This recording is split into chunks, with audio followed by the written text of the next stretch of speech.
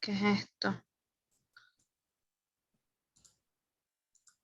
Les recuerdo mantener apagado su micrófono para facilitar la clase. Bueno, en la clase del día miércoles estuvimos conversando sobre la tasa. La tasa, habíamos destacado, está vinculado a servicios que son inherentes a la soberanía del Estado, que en esencia son gratuitos y que tomando en cuenta precisamente esta gratuidad en estos tipos de servicios, solamente por ley pudiesen grabarse a través de una tasa.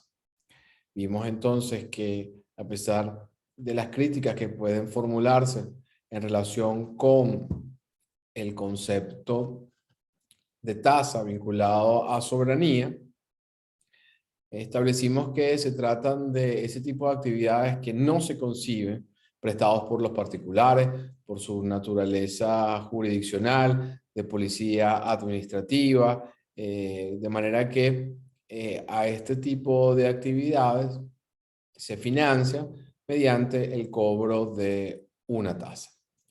Vimos que la tasa pudiese tener problemas para su caracterización, particularmente con el precio público. Mientras el precio público son prestaciones económicas que el Estado presta a los particulares por razones de utilidad y conveniencia, que estos servicios son contratados voluntariamente por los particulares y son retribuidas mediante el pago de un precio o una contraprestación. La tasa, por el contrario, son contraprestaciones que el contribuyente paga al Estado por servicios inherentes a su carácter, que en principio son gratuitos y que son gravados en virtud de lo dispuesto en una ley. Vimos entonces que precisamente la tarea que nos corresponde a nosotros al momento de examinar este tema va a ser establecer cuándo nos encontramos frente a una tasa o cuándo nos encontramos a un precio público, o atendiendo el último ejemplo que pusimos en la clase anterior, cuando la configuración de la tasa no permite subsumirla dentro de esta categoría, lo cual nos correspondería entonces examinar si efectivamente sigue siendo un tributo o acaso un tributo de distinta naturaleza, como puede ser un impuesto o una contribución especial. En particular, analizamos el caso de las tasas que se cobran por la inscripción de actas de asamblea relativas a la constitución de una compañía o al aumento del capital social de esa compañía, donde la inscripción de estos actos causa una tasa que se cifra en función del capital social de la compañía a constituir o del capital social, el monto del capital social a elevar o a aumentar. En la clase anterior vimos precisamente que al escoger este factor para cuantificar la tasa vinculado no precisamente a el costo de ese servicio, sino un factor independiente, a un monto del capital social o del aumento del capital social, pudiésemos nosotros entender que no se cumple ese presupuesto del que también al cual nos referimos la clase anterior, denominado la razonable equivalencia. En cuyo caso, si no se cumple el precio de la razonable equivalencia, bueno, al no estar dirigido ese monto que se cobra, entre comillas, a título de tasa, para el financiamiento de la actividad estatal, en este caso del SAREN, para cobrar lo relativo o lo vinculado a el servicio, por el registro de estas actas, que no puede hacerlo un particular, no puede hacerlo una persona distinta al Estado en virtud de las connotaciones de orden de publicidad mercantil y de seguridad que esto compete. Bueno, nos estaríamos dando cuenta entonces que al excederse de ese costo, no calificaría como una tasa, no hay una razonable equivalencia, no hay una igualdad entre el producto de la recaudación y el costo del servicio, por lo cual, al no haber esa identidad, nosotros pudiésemos concluir que no hay una independencia en las prestaciones. Si hay una independencia en las prestaciones, porque lo que se paga a título de la alegada tasa excede el financiamiento del servicio, más que una tasa, nos encontraríamos frente a un impuesto, tomando en cuenta que una de las características de los impuestos, como ya vimos, es la independencia de las prestaciones. Y ahí creo que habíamos quedado en la clase del día lunes, del día miércoles. En este tema de las tasas, se plantea si la cuantía de la tasa debe de alguna manera respetar uno de los principios que hemos mencionado, y el cual ampliaremos luego cuando nos refiramos a los principios constitucionales, que es la capacidad contributiva, la capacidad económica. Solo los particulares están obligados a soportar la carga pública en la medida que tengan materialmente la posibilidad de hacerlo. De manera que en materia de tasas se plantea la duda si la cuantía de la tasa debe establecerse en forma general, como es el caso de lo que se cobra a título, por ejemplo, para la emisión de un pasaporte, está fijado en petros, no sé cuánto es, 10, 15 petros, o por el contrario, esa tasa debe atender a la situación subjetiva del solicitante. No es lo mismo que vaya una persona del alto gobierno o una persona dueña de 3 bodegones a solicitar su pasaporte, que quizás alguien del Sistema Nacional de Orquesta que quiere ir a acudir a un evento internacional, un concierto. Posiblemente la capacidad contributiva de un sujeto y otro sea distinta. De manera que hay una gran discusión si se debe respetar la capacidad contributiva. Porque fíjense que el presupuesto fundamental de las tasas no necesariamente está vinculado a la capacidad contributiva, sino a la razonable equivalencia, que como hemos visto e insisto, alude a que no debe existir una notoria desproporción entre lo que se cobra a título de la tasa y el costo del servicio. No es que me van a cobrar exactamente lo que le cuesta al SAIME la emisión del pasaporte, pero no pueden ser 15, 20 veces más de ese valor, porque en cuyo caso, igual que en el caso de los registros mercantiles, parecería que ese cobro se aleja del concepto de tasas y se inscribe en el concepto de impuesto. Bueno, no, si bien no hay una posición unánime a este respecto, lo que sugiere la doctrina es que efectivamente lo ideal sería fijar la tasa atendiendo a la magnitud, complejidad e importancia de la actividad prestada y no en función de la situación particular o subjetiva del solicitante del servicio. De nuevo, este tema del registro de un acta de asamblea no es algo que de una magnitud, complejidad relevante. Obviamente hay una labor de revisión de los extremos legales de esa acta de asamblea y luego hay un trabajo de fotocopiado y archivado de el mismo.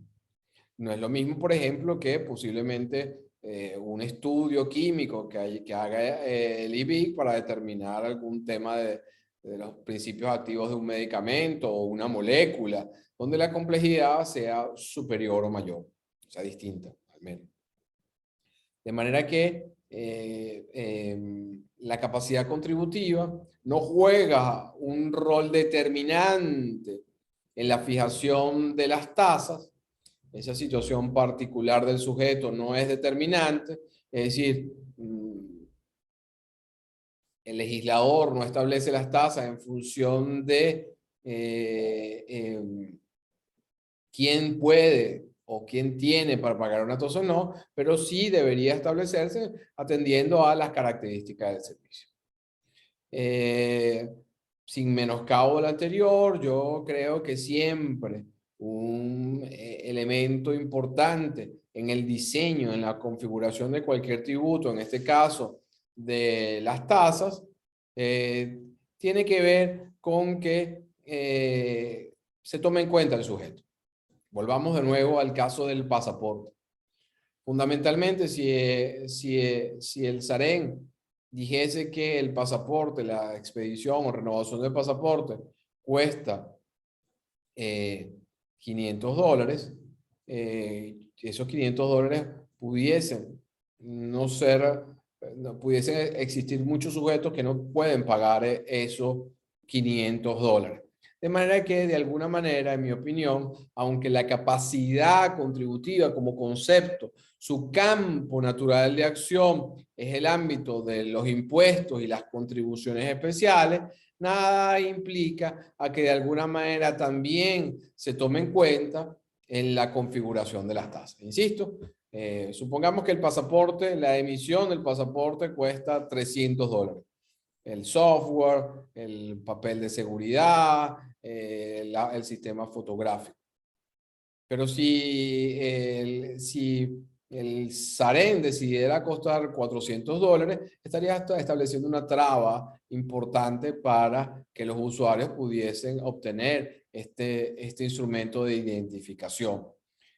Porque no todos los venezolanos pudiesen tener acceso a $400. De manera que este elemento subjetivo, atendiendo no solamente al costo del servicio, $400, sino a la situación de los usuarios, debería tomarse en cuenta al momento de establecer el importe de la tasa.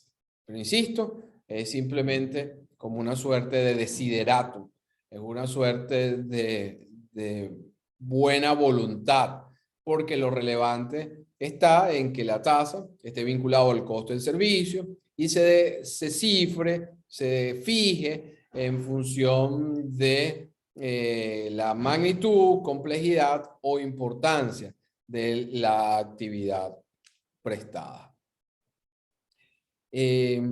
Otro de los problemas vinculados a la tasa tiene que ver, y creo que ya hacíamos referencia hace unos minutos, o desde la clase anterior, cuando hablábamos de las tasas por la inscripción de documentos de acta de asamblea en el registro mercantil, tiene que ver con la base de cálculo de la tasa. Base de cálculo, como lo ampliaremos más adelante en este curso, es la magnitud económica respecto al cual se van a aplicar las alícuotas para determinar el tributo a pagar. Para hacerlo muy sencillo, si ustedes van a una tienda de repuestos y adquieren, no sé, un repuesto para su vehículo y ese repuesto costó 300 bolívares, la base de cálculo, la base imponible van a ser 300 bolívares y sobre eso se va a aplicar la alícuota del IVA del 16%. La base de cálculo o la base imponible alude a esa magnitud económica escogida por el legislador respecto al cual se le va a aplicar la alícuota impositiva para determinar el monto del tributo a pagar. ¿Qué pasa con las tasas y la base de cálculo? Bueno, primero hay una premisa fundamental y es que no solamente en el tema de las tasas, sino en todos los tributos, la base de cálculo o la base imponible tiene que estar relacionada con el hecho generador. Porque la base de cálculo, la base imponible, no es otra cosa que la cuantificación de ese supuesto de hecho que ha dado origen al pago del tributo. Por lo cual no puede haber un divorcio o una separación entre el supuesto de hecho, es el evento que da lugar al pago de la tasa, y la medida económica escogida por el legislador para cuantificar.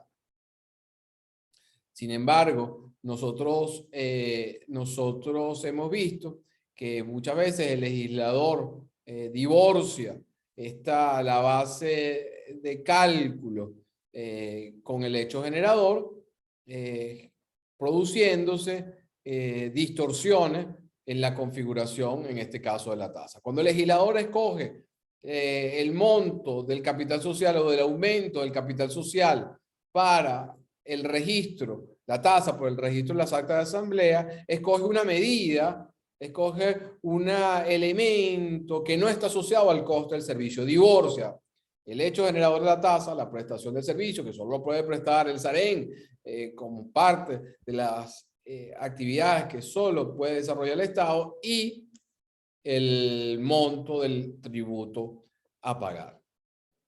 De manera que lo que técnicamente, lo correcto, técnicamente lo procedente, es que haya una armonía, haya una congruencia entre la base de cálculo y el costo del servicio. Si yo le pidiera, por ejemplo, entonces que reformáramos esta norma relativa a el registro de las tasas por el aumento de el registro de actas de asamblea en el registro mercantil, imaginemos entonces que la pregunta es, usted ha identificado que los cobros a título de tasa por la inscripción de actas de asamblea vinculados a la constitución de una compañía anónima o el aumento del capital social de una compañía anónima no guardan vinculación con el costo del servicio, por lo cual se le pide reformar o subsanar ese error en cuanto a la base de cálculo, la base de medida, para corregir esta distorsión. Entonces, lo que acabo de plantearle es precisamente una potencial pregunta de examen.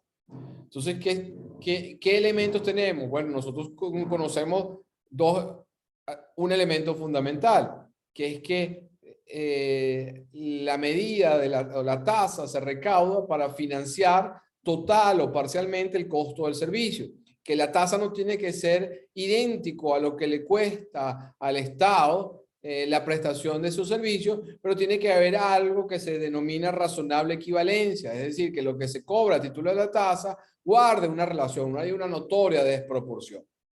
De manera entonces que corresponderá examinar este elemento y decir, bueno, para subsanar, para corregir este error que distorsiona esta tasa y la acerca a un impuesto, nosotros podemos sustituir la base de cálculo, en vez de ser el capital social, pues podemos tener muchas opciones, pero podemos llevar al mínimo la alícuota, al 0,01%, de manera que el impacto se ha reducido. Podemos decir que en vez de ser un monto fijado en función del capital social de la compañía, sea un monto vinculado a unidades tributarias, a petros, a divisas.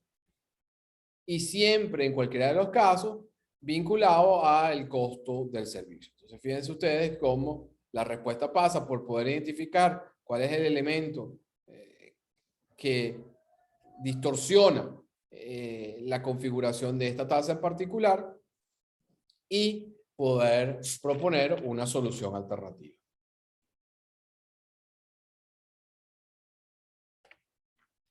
En este sentido, en el material que se encuentra en el aula virtual, espero que alguno de ustedes haya podido ingresar al aula virtual, a la sección de los temas números 4 y 5.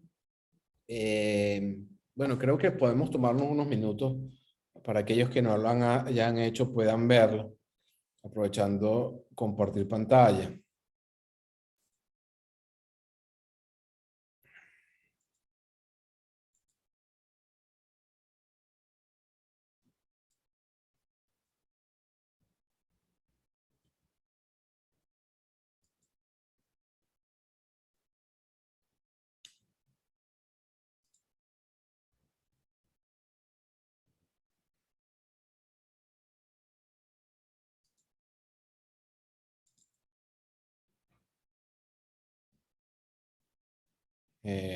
¿Alguien me puede decir si ya pueden ver mi pantalla, por favor?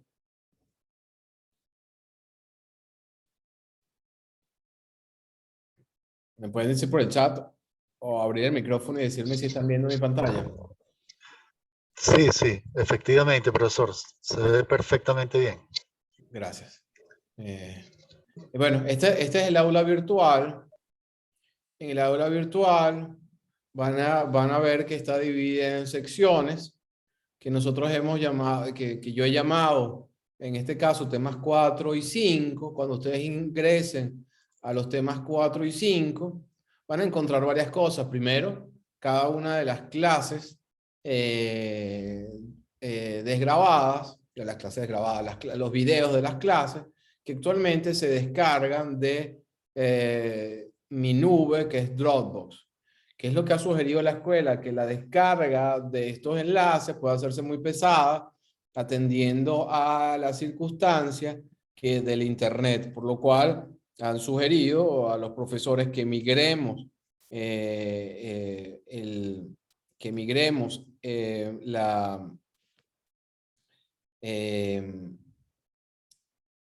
que migremos de los videos en este caso, han pedido que lo migremos a YouTube a los fines de facilitar la descarga desde esta plataforma. Entonces, ¿qué es lo que estaba haciendo? Que no he podido completar la fecha. Bueno, simplemente en mi canal de YouTube, que después ya les compartiré los detalles. En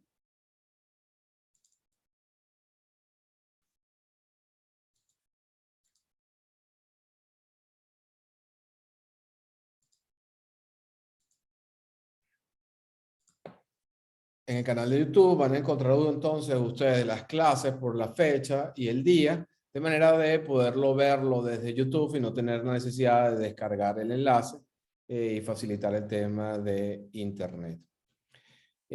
Volvemos a la página de el aula virtual. Un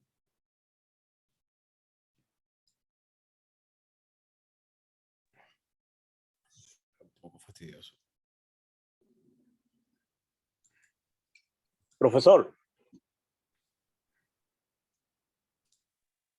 Un segundo, por favor.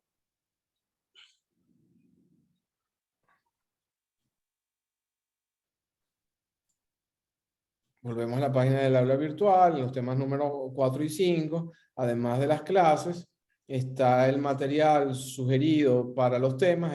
Hay algunos materiales que yo he descargado aquí para complementar o facilitar la bibliografía sugerida, que también se encuentra en, en la sección temas 4 y 5. Está el material y está la bibliografía. En este caso bajé solamente la bibliografía de los temas 4 y 5, además del programa de la cátedra. De manera que, bueno, este es un poco el diseño del aula virtual, lo más simplificado posible, bueno, para que sea algo amigable, donde ustedes puedan tener acceso a material o facilitar el material bibliográfico de cada uno de los temas. Dime, Carlos.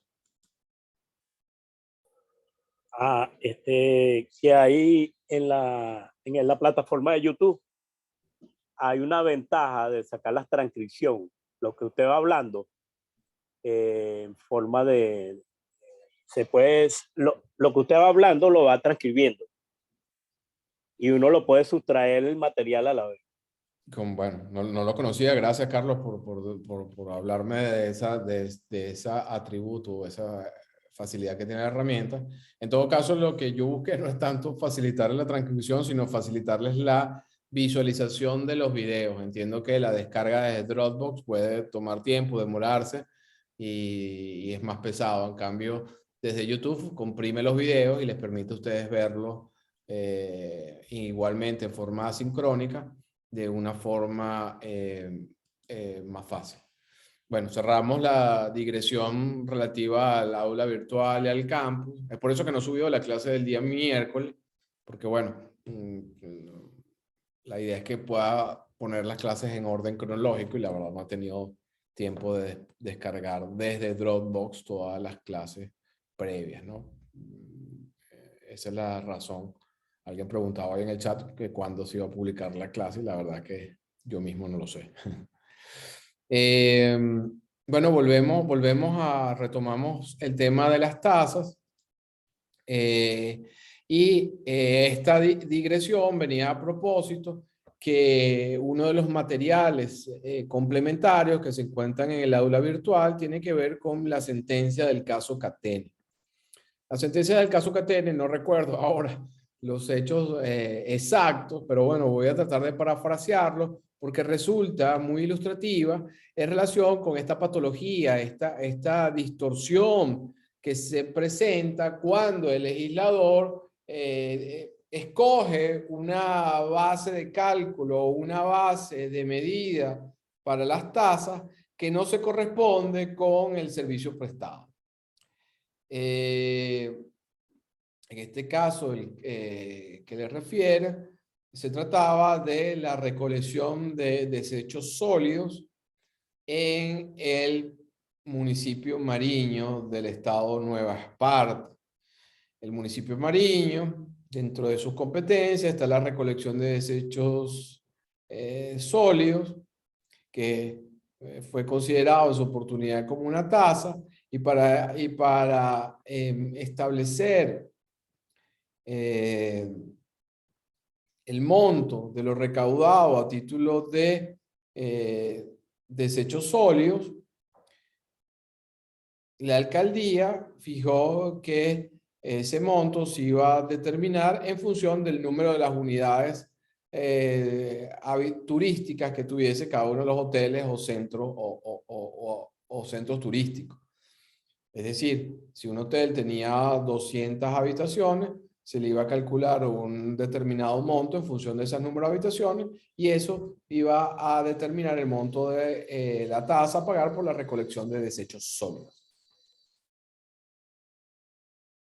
¿Qué puede apreciarse de entrada de esta base de cálculo o de base de medida? Bueno, que no necesariamente el número de habitaciones determina la cantidad o la magnitud de generación de basura. Imaginemos que en condiciones normales, la ocupación turística de este hotel era el 30 o el 40% de sus habitaciones. De manera que teniendo el 30-40% de sus habitaciones, se le está cobrando por las 200, lo cual resultaría un contrasentido. O imaginemos que no es lo mismo la ocupación en temporada alta que en temporada baja. O no es lo mismo que hubiese pasado, por ejemplo, por la recolección de desechos sólidos durante el periodo de COVID, donde no había ocupación alguna de esas habitaciones. De manera que la sala, la Cámara Hotelera del municipio de Mariño introdujo un recurso de nulidad por razones de inconstitucionalidad de esta ordenanza que prevé la tasa por la recolección de desechos sólidos, y en la ocasión de resolver el fondo de la controversia, la Sala Constitucional estableció que efectivamente esa tasa, al estar establecida de esa manera, aunque no habla abiertamente de esto que que les he referido antes, del divorcio entre base de cálculo y hecho generador o hecho imponible, alude que esta fijación en función del número de las habitaciones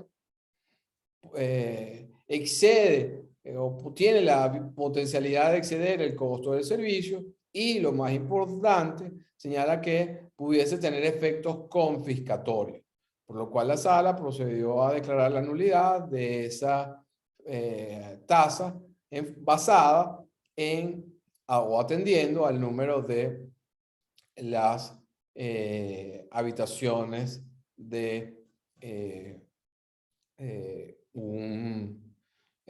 un hotel o una instalación turística. Y esto me recuerda a uno de los hechos célebres vinculados a que tiene que ver, aunque, bueno, voy a recordar ahorita, lo voy a mencionar porque estamos hablando de unidades o habitaciones, aunque no tiene que ver directamente con la tasa. Pero como ya vimos el tema del impuesto, es fácil que podamos volver sobre nuestros pasos y recordar que en el tema de impuestos es muy relevante el tema de capacidad contributiva. Ese hecho que genera el pago del impuesto no es cualquier evento de la vida real, sino, como hemos mencionado, es un hecho imponible calificado. ¿Qué quiere decir un hecho imponible calificado? Que es revelador de capacidad contributiva. En Francia, en el siglo XIX, se estableció un impuesto a las propiedades inmobiliarias, y ese impuesto a las propiedades inmobiliarias se iba a causar en función del número de ventanas que tuviesen las propiedades inmobiliarias. Para los legisladores franceses, el hecho de que una casa tuviese tuviese ventanas era significativo, era revelador que tenía muchos espacios disponibles, salones, bibliotecas, comedores, recibos, habitaciones, por lo cual el impuesto empezó a fijarse en función del número de las ventanas que tuvieran las propiedades inmobiliarias. Bueno, ¿qué fue lo que hicieron los propietarios de esas casas o esos inmuebles para reducir el pago del impuesto? Bueno, empezaron a simplemente sellar esas ventanas, ponerle ladrillos y concreto para con ello reducir el pago del impuesto. Un poco la anécdota viene en el caso del impuesto a la propiedad inmobiliaria, viene para evidenciar que es necesario efectivamente que exista un elemento que sea auténticamente revelador de capacidad contributiva. Este ejemplo es como el que pusimos de los celulares de alta gama o alta generación. La circunstancia que un propietario tenga una mansión que tenga 30 ventanas no quiere decir que ese propietario tenga la disponibilidad de pagar el impuesto. Puede ser que haya heredado esa mansión, puede ser que esté en quiebra, puede ser que no tenga cómo sostener la mansión, y el número de la ventana no es revelador de capacidad contributiva o de riqueza. Como no lo es ahora en el caso de las tasas, y hacemos la conexión, el número de habitaciones en un hotel no es revelador o no se vincula con el costo del servicio de recolección de desechos sólidos en el municipio Mariño del estado Nueva Esparta. Bueno, a título, para cerrar,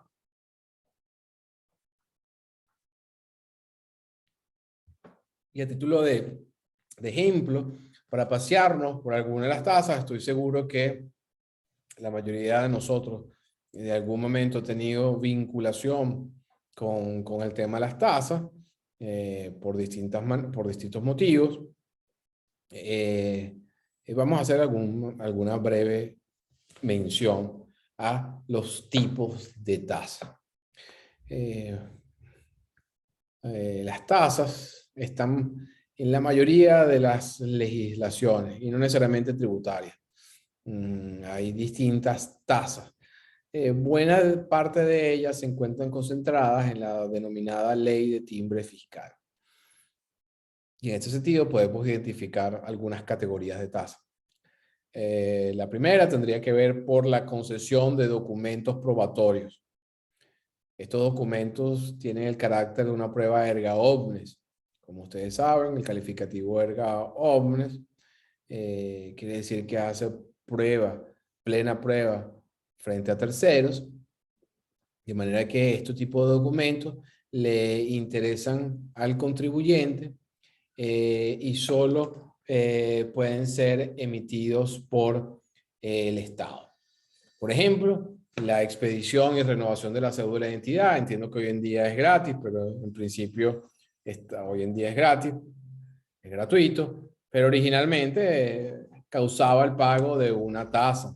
Pero sí tenemos el caso que sí es conocido por todos, que tiene que ver con la expedición y renovación del pasaporte. La expedición y renovación del pasaporte está sometido al pago de una tasa. Bueno, está clarísimo que no se concibe que un notario, que un despacho de abogados, el colegio de abogados, una universidad una fundación pudiese emitir un documento de esta naturaleza por su carácter de documento identificatorio y que sirve además, tiene carácter erga omnes. Después tenemos tasas por controles e inspecciones. En este caso son verificaciones que de hecho que afectan a el interés general y en muchos casos la falta de cumplimiento de los servicios que dan lugar hasta el pago de estas tasas pueden generar la imposición de multas. Por ejemplo, existen tasas por el otorgamiento de autorización para la venta de plaguicidas, productos químicos y tóxicos y peligrosos para la salud, que pueden ser de uso doméstico, sanitario o industrial.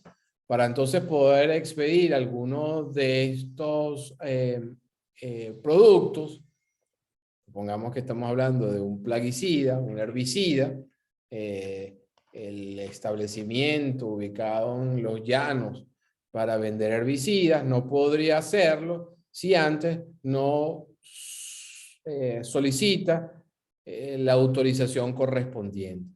Ese otorgamiento de esa autorización, donde el funcionario pueda constatar que están dadas las condiciones para que esa tienda o ese establecimiento pueda vender un producto tóxico, causa el pago de una tasa.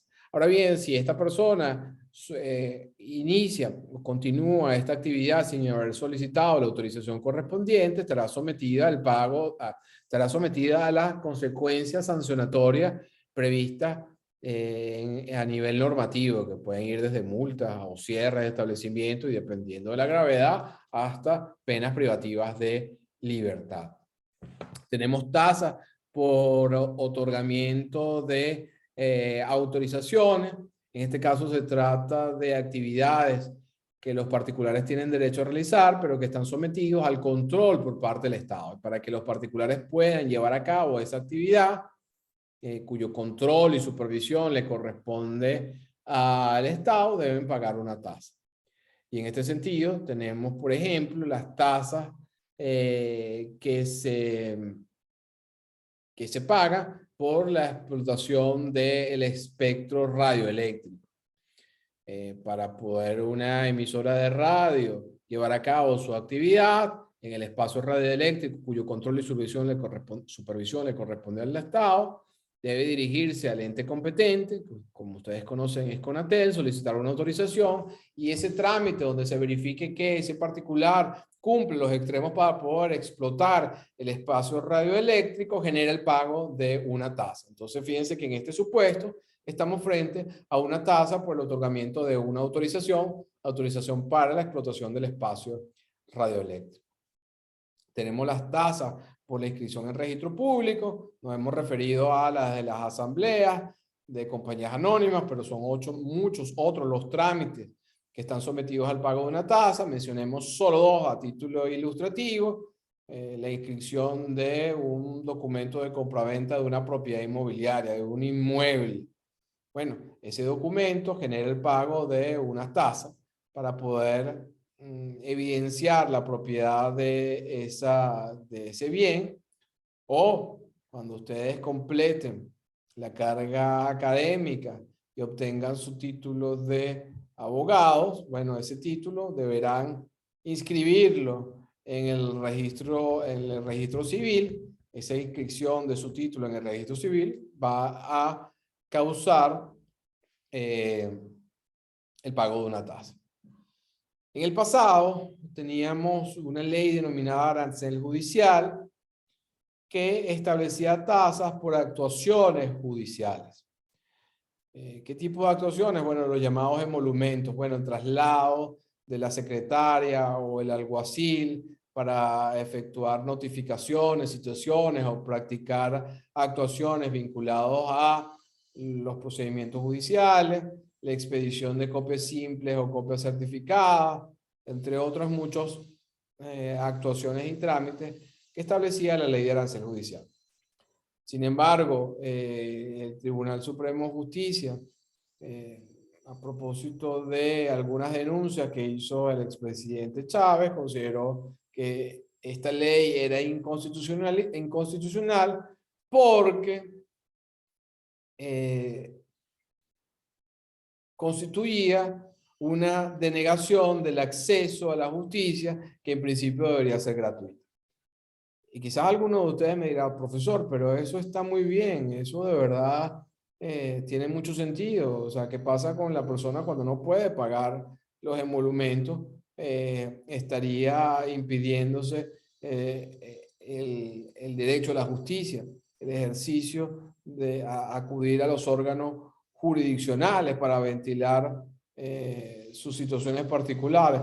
Bueno, señores, eso yo estoy de acuerdo que posiblemente suene muy romántico, pero la realidad, y que ustedes deben saber, es que la justicia está tasada. Hoy en día ninguno de los funcionarios practica ninguna actuación si no se le paga un emolumento que no va directamente a un pote del tribunal o de el Poder Judicial, sino va al bolsillo del funcionario que lleva a cabo esa actuación, que no es otra cosa que un supuesto de corrupción. Entonces ustedes me dirán, bueno, ¿qué era preferible? Mantener unas tasas que estuviesen estandarizadas, que lo cobraran todos los tribunales por igual, que redundaran el beneficio del tribunal o de todos los tribunales, que sirvieran para adquirir fotocopiadoras, papel blanco, o bien mantener este régimen de que decir, no te cobro nada porque el acceso a la justicia es gratuito, pero si tú no pagas, las montañas no se mueven. Entonces yo creo que es un poco más de honestidad. Nadie va a una notaría pública y le piden que otorgue un documento en forma gratuita. Hay unos tasas que se pagan a este respecto, por mencionar algo muy sencillo. ¿Qué podemos hacer? Bueno, podemos eximir del pago a situaciones personas que no tengan condiciones para hacerlo, que bajo un baremo que esté en la ley, a los adultos mayores, los trámites de menores, los trámites de familia o determinado trámite que se considere particularmente sensible. Bueno, quisiera en este momento detenerme para, yo creo que hacer como una suerte de ayuda a memoria, de resumen, vinculado a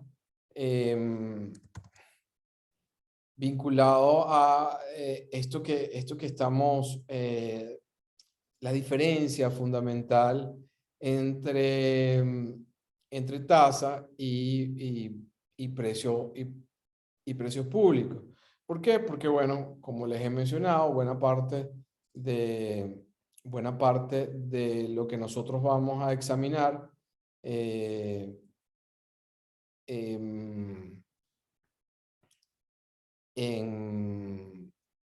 el examen es establecer estas diferencias. Voy a tratar de compartir ahora aquí, ¿lo permiten?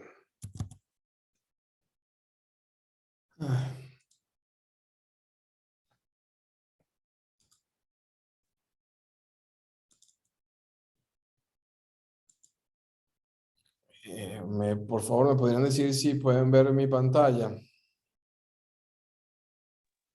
Sí, profesor, se ve perfectamente. Bueno, vamos entonces a utilizar este cuadro como una suerte de ayuda a memoria para tratar de establecer los elementos diferenciadores entre tasas y precios públicos. El primero de los elementos tiene que ver con la gratuidad. Ya nosotros podemos saber por qué es gratuito. Bueno, porque son inherentes al Estado, son servicios inherentes al Estado, actividades que son propias del Estado, que no se concibe prestado por un sujeto distinto al Estado y en función de eso son gratuitos. Expasaporte, el registro de un documento, una inspección de de una carga marítima, una molécula, una patente, todas esas son actividades que no se consiguen prestados, al menos en Venezuela, por alguien que no sea el Estado, por lo cual en principio son gratuitos. Por el contrario, los precios públicos rige el principio de la onerosidad. Son contraprestaciones que el particular paga voluntariamente, se remuneran en función del precio que fije el Estado que presta ese servicio. Recordemos el ejemplo de Conviasa. Cuando Conviasa fija el precio del boleto aéreo Caracas-Maiquetía, no está fijando una tasa. ¿Por qué? Porque esa actividad de transporte aéreo no es inherente al Estado. De hecho, el Estado concurre con otros terceros para prestar ese servicio de naturaleza económica. Láser, no sé qué otras líneas hay, la que sea. Y de manera que mientras en materia de tasa rige el principio de gratuidad, en materia de precios públicos rige el principio de la onerosidad. Las tasas, ya lo hemos mencionado, son inherentes al Estado, en tanto que los precios públicos, el Estado presta estas actividades por razones de oportunidad y conveniencia en concurrencia con los particulares.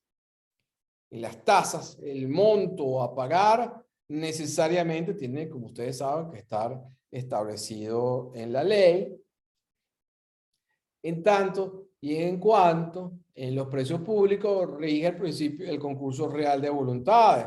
Bueno, el Estado fija un precio por su boleto aéreo, el particular podrá o no aceptar ese precio y en caso que lo acepte, pagará el importe debido para para que pueda desplegarse el servicio de que se trata. Vimos que en materia de tasas, la ventaja o provecho era completamente irrelevante. ¿Se acuerdan el caso de la persona que iba a viajar a España a reencontrarse con su pareja y luego, previo a que le emitan el pasaporte, termina como ella? Bueno, el viaje termina la relación, el viaje deja de tener sentido, no se va a utilizar el pasaporte. Estas circunstancias sobrevenidas y posteriores son completamente irrelevantes. Basta que el particular active el servicio para que se verifique la obligación de pagar.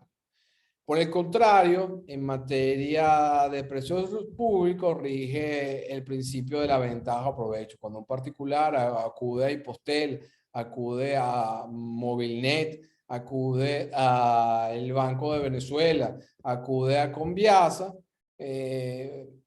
tiene como motivador, como elemento importante en la selección de esta empresa poseída por el Estado, esta compañía poseída del Estado, que le va a desarrollar una actividad en su favor, la ventaja o provecho. El beneficio, la valoración de precio, servicio y cualquier otro elemento vinculado. De manera que estos elementos entonces nos permitirían ser como una suerte de guía para nosotros poder determinar cuándo una determinada prestación califica como tasa o se trata de un precio público. Obviamente hay un elemento importantísimo, la circunstancia que esté establecido en una ley, es un diferenciador, pero ya hemos visto que no nos debería llamar a la atención que se fijara un determinado precio público en una ley, por lo cual nosotros tendríamos que revisar en presencia de qué figura estamos. Igualmente en la página de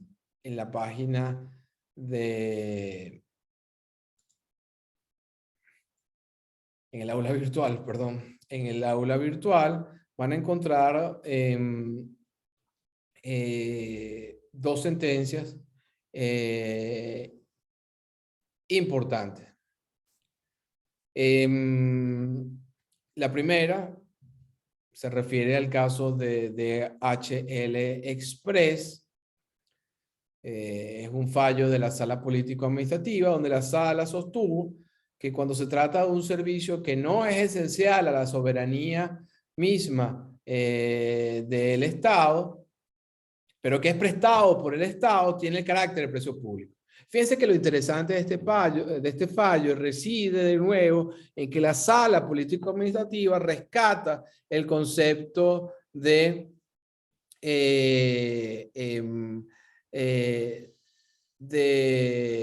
soberanía para distinguir precio y tasa. Si se trata de una actividad que no es esencial a la soberanía misma del Estado, pero es prestado por el Estado,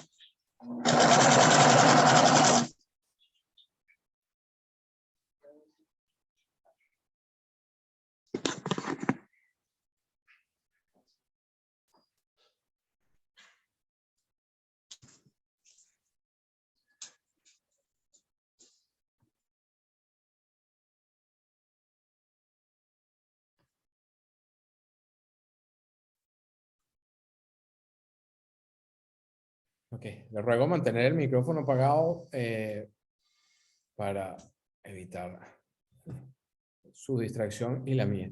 Les comentaba entonces que en este fallo de AHL Express dice, bueno, si no es un servicio esencial, aunque lo preste el Estado, estamos frente a un precio público. Y es un ingreso público, pero ese ingreso no tiene carácter tributario y en consecuencia ese precio público no está regido por el principio de legalidad, no tiene que estar previsto en una ley. Pero además puede pasar que esa actividad la preste un tercero, como era el caso que analiza la sala, donde el servicio era un servicio de transporte de carga internacional o de mensajería internacional, no recuerdo ahora, que era DHL Express. Bueno, la sala dice, bueno, si ese servicio lo presta DHL Express, ya ni siquiera se trata de un precio público, se trata de un precio privado que es pagado por el usuario que solicita la prestación de dicho servicio. Por otra parte, tenemos en la página del aula virtual del caso Pequiven. En este caso se discutía si unos pagos que había hecho Pequiven con ocasión de a unos servicios portuarios que prestaba el Instituto Nacional de Puertos correspondían a tasas o precios públicos. En este caso, la sala examina cuáles son los servicios que presta el Instituto Nacional de Puertos y concluye que se trata de servicios que no puede prestarlo ningún ente distinto al Instituto Nacional de Puertos. Y en consecuencia, eso determina que los pagos que realicen los particulares se consideren tasas y estén sometidos al principio de la legalidad tributaria. Señala la sala en este fallo que el particular no puede acudir a otros entes para obtener el servicio ni abstraerse del pago debido al ente estatal. Se trata de servicios que hacen las grúas, que hacen de vigilancia de las mercancías. Y bueno, el particular no puede acudir a otro ente para poder llevar a cabo esa actividad. Y es precisamente este elemento el que determina, el que utiliza la sala, para en este caso, en el caso de Pequiven, establecer que estábamos frente a una tasa y no un precio público. Bueno, no sé si tienen alguna duda vinculada a lo que hemos conversado hoy. No había leído el chat porque tenía mi ayuda a memoria. Roberto, entiendo que ya algunas personas han podido ingresar. Si tú estás matriculado y estabas en la lista, ya deberías poder ingresar. Sí, yo estoy hablando con un profesor, me dice que lo puede hacer el mismo profesor, pero también lo puede hacer las personas que están a cargo de la administración de la sala virtual. Ya yo envié un correo a la profesora Richter y a la profesora Nayibe Chacón, que son las encargadas, pero estoy esperando pues respuesta. Esperemos a ver en qué momento para poder acceder a su materia y bajar la información. Sí. Técnicamente, a mí lo que me informaron de la escuela es que los cambios o los nuevos inscritos a partir de esta fecha yo tendría que matricularlos, pero digamos, los que estaban originalmente en la plantilla de inscritos lo hizo directamente la Sí, escuela. sí, me supongo que tuvieron, pero yo todavía solamente tengo Derecho del Trabajo, Filosofía y Administrativo 3, que son los únicos que, pues, que estoy viendo en el aula virtual. En el caso de finanzas públicas, de verdad que todavía no he podido. Bueno, avísame el miércoles y bueno, yo no he matriculado alguno, no sé ni siquiera cómo es el trámite, pero bueno, puedo revisar a ver si puedo ayudarte, pero insisto. Vale, profe. Se lo Como le he agradezco. dicho a otros Gracias. alumnos en el chat, no he matriculado ninguno, no sé ni siquiera cómo se come eso. Pero bueno, yo sí sé cómo se come el tema de los tributos, por eso puedo ayudarlos a digerirlo mejor. Si alguien tiene alguna duda o pregunta respecto a las tasas, podemos ayudar con cualquier respuesta a ese respecto. Bueno, si no hay ninguna pregunta, nos vemos el día miércoles a la 1 en la clase sincrónica. Saludos a los que se conectan en forma sincrónica. Recordándoles que a partir de esta semana, no sé en qué día, las clases estarán disponibles ya no para descargársela de mi Dropbox, sino directamente de mi canal de YouTube. Cuando estén las clases cargadas, les enviaré el nombre de mi canal y la forma como conectarse. Señores, nos vemos el miércoles. Buen provecho.